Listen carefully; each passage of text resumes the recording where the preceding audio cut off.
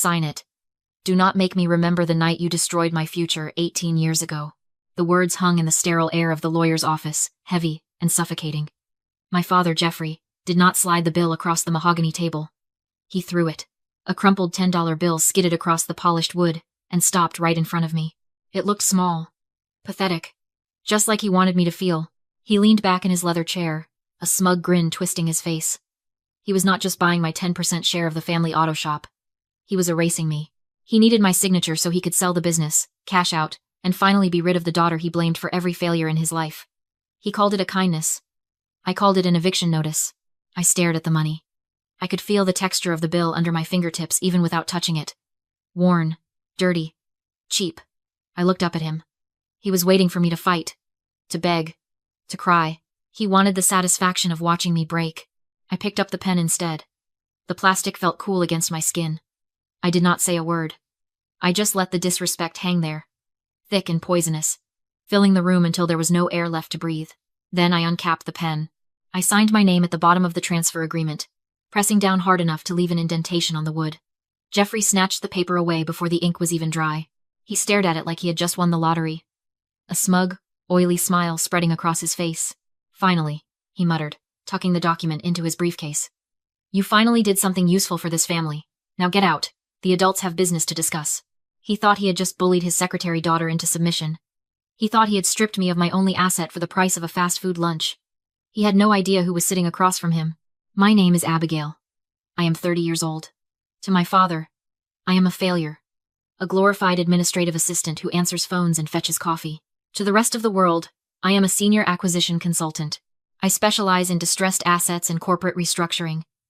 I do not type memos. I decide which companies live and which ones get carved up for parts. I manage portfolios worth $800 million, and I know exactly how to kill a business deal from the inside out. I walked toward the door, my heels clicking on the tile. Every instinct in my body wanted to scream at him, to throw his insults back in his face. But I swallowed the rage. Silence was my weapon. This was the Trojan horse strategy. In the world of high-stakes mergers, you do not attack a corrupt seller while you are still their partner. If I held on to my 10% share when he sold this debt-ridden company, I would be legally liable for the fraud he was about to commit. I would be on the hook for his lies. By selling my shares to him now, for a nominal fee, I was washing my hands clean. I was removing my name from the liability column. When he inevitably lied to the new buyers about the company's debts, he would be doing it alone. He was not just buying my shares. He was buying my silence. And he was buying a one-way ticket to a lawsuit he could not survive. I was not surrendering. I was stepping out of the blast zone so I could detonate the bomb. I pushed open the heavy glass doors and stepped out into the parking lot. The air was cold, biting. It felt good. It felt like clarity. My husband, Donald, was waiting in our 10-year-old sedan, the engine idling. He looked up as I slid into the passenger seat. He did not ask if I was okay. He knew better. He saw the set of my jaw, the cold fire in my eyes. Did he sign? Donald asked quietly. He signed, I said, buckling my seatbelt. He thinks he won. He thinks I am gone. Donald put the car in gear. Then it is done. Not yet, I said, looking back at the office building one last time. He just swallowed the bait. Now we wait for the poison to work. I drove home in silence, the hum of the engine the only sound in the car. But in my mind, I was 18 years away. Back in the dusty, oil-stained garage where everything started. I could smell the engine grease and the stale coffee. I could hear the hum of the machines. I was 12 years old, sweeping the concrete floor because my father said that was the only thing I was good for. My brother, Hunter, was 15. He was playing with the prototype. A delicate, intricate engine model my father had spent 6 months building. It was his masterpiece. His ticket to the big leagues. Do not touch that, I had whispered, leaning on my broom. Shut up, Abigail, Hunter sneered. Dad said I could look at it. He picked it up. His hands were clumsy, careless. I watched in slow motion as it slipped from his fingers. The crash was deafening. Metal shattered against concrete. Gears scattered like shrapnel. Then, the door opened. Jeffrey stood there, his face turning purple with rage. He looked at the broken prototype. He looked at Hunter, his golden boy, standing over the wreckage with wide, terrified eyes. And then he looked at me. He did not yell at Hunter. He did not ask what happened. He crossed the room in 2 strides and slapped me across the face. The force of it knocked me to the ground. My broom clattered beside me. You clumsy, useless girl. he screamed, his spit hitting my cheek. You ruin everything you touch. That was our future.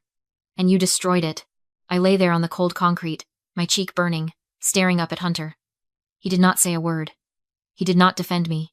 He just watched, relieved that the blame had landed somewhere else. That was the moment I learned the rules of this family. Hunter and Jordan were the assets. I was the liability. I was the scapegoat. The punching bag. The one who existed to absorb their failures so they could remain perfect. That slap left a scar that never faded. It was not on my skin. It was on my soul. It taught me that no matter how hard I worked, no matter how good I was, I would always be the one blamed for the wreckage. I pulled into our driveway and killed the engine. Donald reached over and squeezed my hand, pulling me back to the present. The anger was still there, cold and hard in my chest. But now it had a purpose. I looked out the window. Across the street, parked in front of my parents' house, was a brand new, lifted pickup truck. It was massive, shiny, and obnoxious. An $80,000 monument to my father's favoritism. Hunter was leaning against it, laughing with Jordan. They did not know the truck was bought with stolen money. They did not know the company was drowning in debt. They did not know their father was committing fraud just to keep up appearances. And they certainly did not know that the sister they mocked, the sister they thought was a failure, was about to become the repo man. They broke me 18 years ago. They taught me that fairness did not exist. They taught me that the only way to survive was to be smarter, harder, and more ruthless than the people trying to crush you. I watched Hunter pat the hood of his new toy. He looked so confident, so secure. He had no idea the ground was already crumbling beneath his feet.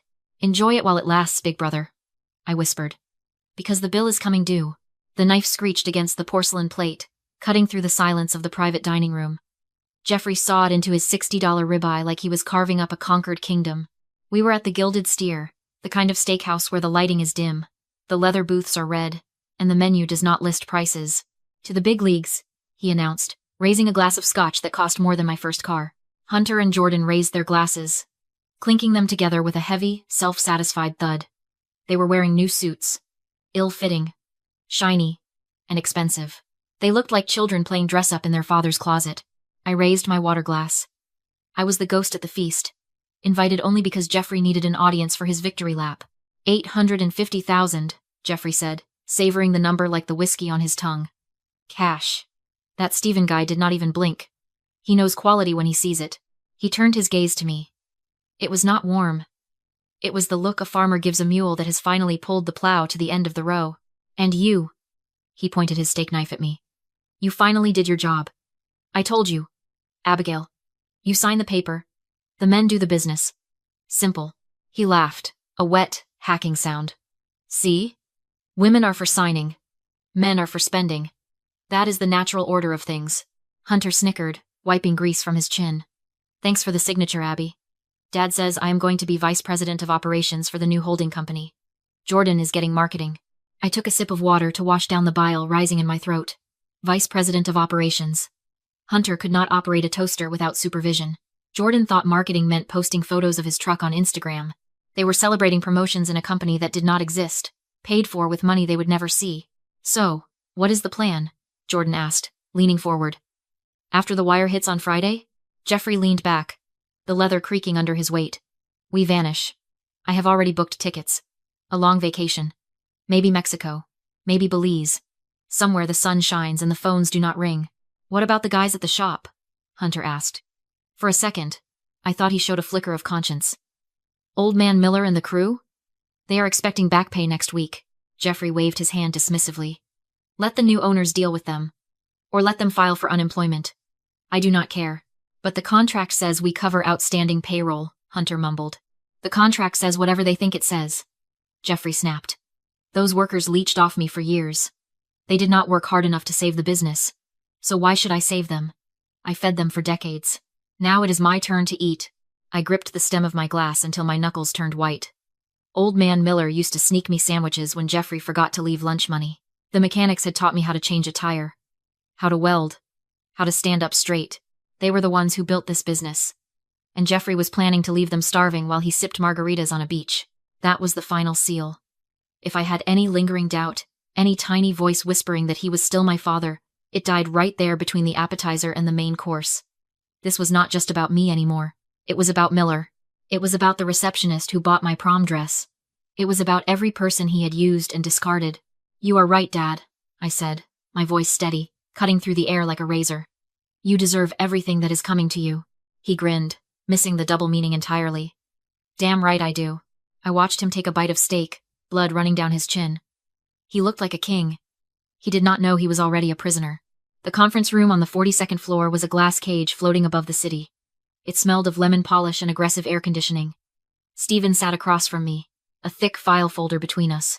To the outside world, Stephen was the CEO of Apex Holdings, the firm buying my father's business. To me, he was the guy I hired 3 years ago because he had a killer instinct and a poker face that could freeze water. He cooked the books, Stephen said, tapping the file. Badly. I opened the folder. The numbers screamed fraud. Jeffrey had hidden $150,000 in federal tax liens and unpaid vendor invoices.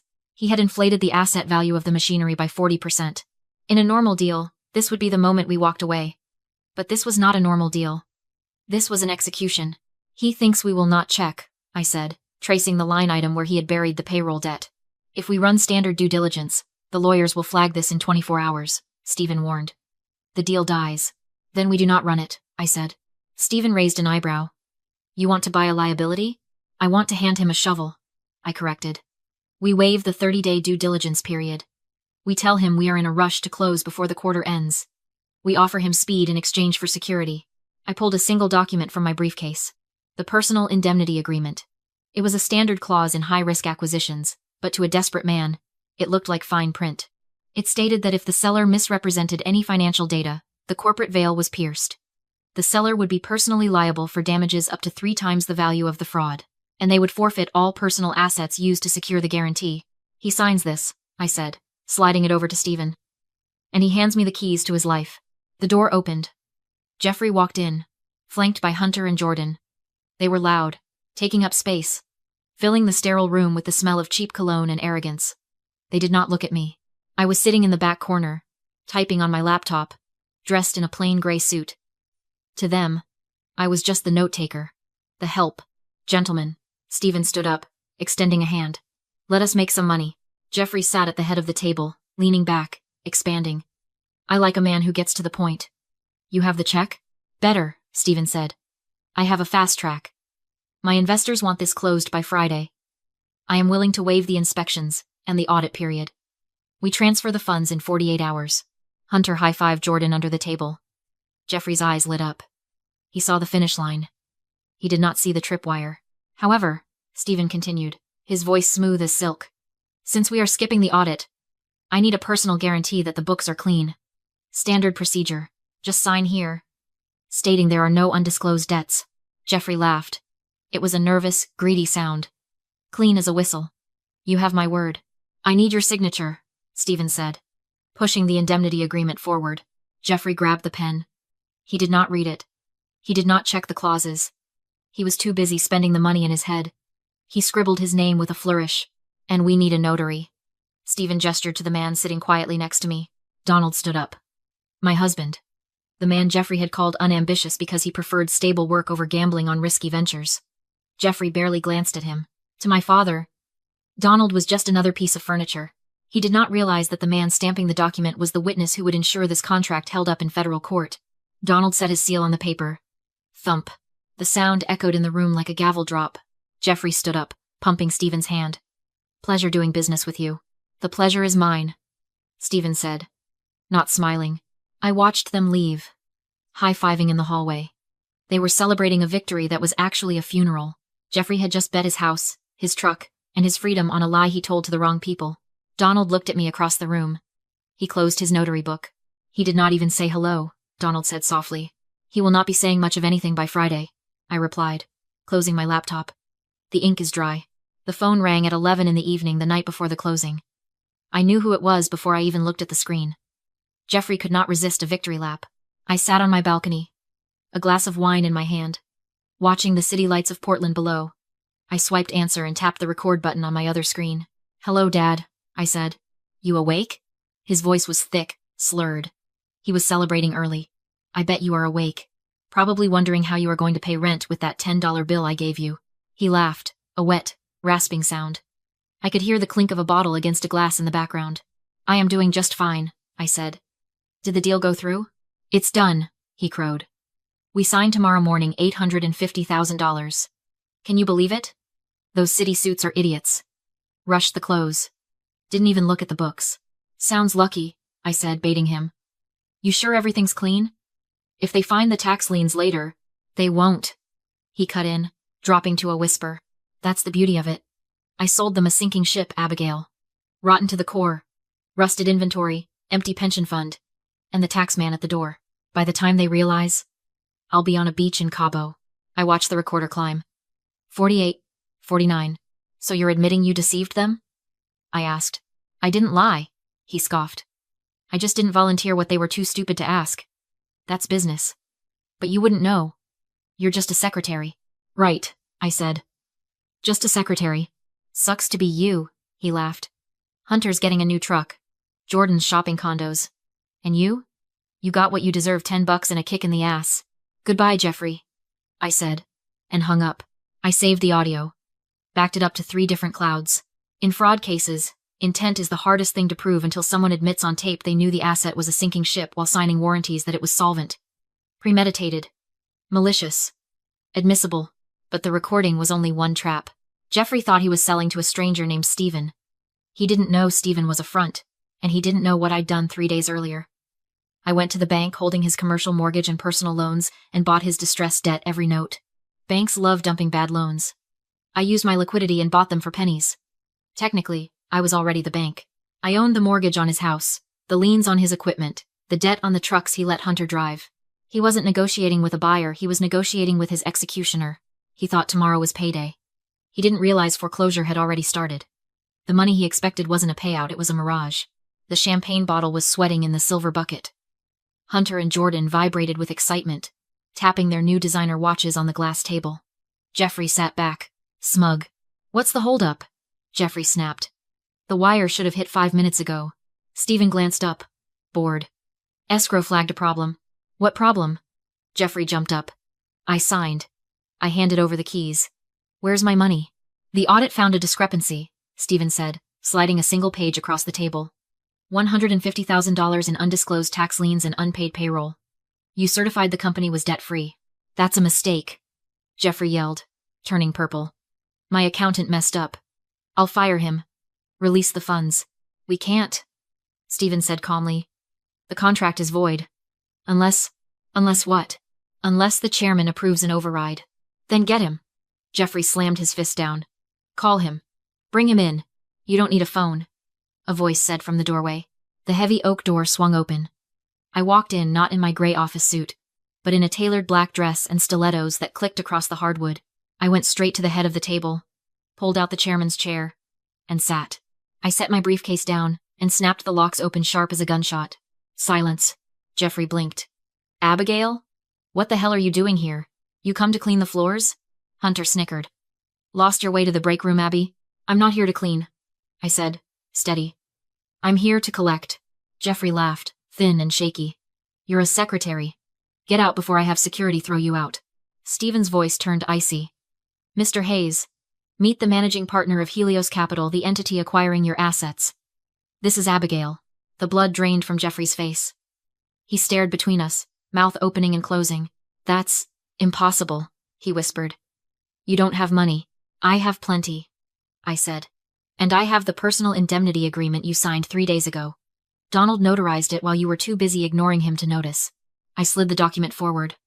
His signature glared at him. You lied on a federal disclosure form, I said. You claimed the company was solvent while knowing it was sinking. I have your recorded confession from last night. That triggers the fraud clause punitive damages. 300%. You trapped me, he choked. I audited you, I corrected. And you failed. For years, he'd seemed like a giant, loud, terrifying, filling every room. But his power was never character.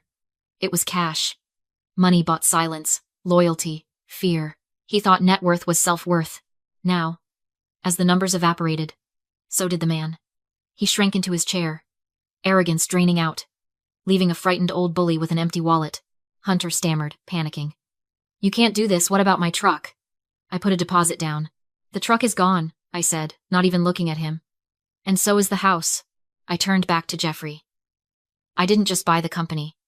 I bought the banknotes. I own your mortgage, your liens, your loans, and after your fraud admission, I'm calling them due immediately. I have nowhere to go, Jeffrey whispered. I know, I said. Maybe you can sleep in the prototype room. Plenty of floor space. I stood. Stephen, handle the foreclosure. I have a lunch reservation. Repo men were already waiting outside. Hunter screamed as his truck was hooked and dragged away. Jordan tried to run, security stopped him at the gate. Jeffrey didn't run. He just sat until security escorted him out, and when he tried to take the company laptop, Stephen gently removed it from his hands. Company property, Stephen said. Belongs to the new owner. The fallout was total. Escrow froze the funds under fraud investigation, but Jeffrey had already spent the money in his head and on credit. Condo deposits, first-class tickets, new furniture for a life he'd never live. When the wire didn't hit, checks bounced like rubber balls. 3 days later, the foreclosure notice arrived. Because I owned the mortgage, I filed a lis pendens freezing any sale, refinance, or equity move. He was trapped in a house he couldn't afford, with debts he couldn't pay, and no job to save him. I didn't let him starve. I gave him 30 days. He ended up in a one-bedroom above a laundromat on the bad side of town. Small, loud, smelling of detergent. Perfect. The next Monday, I walked back into the auto shop.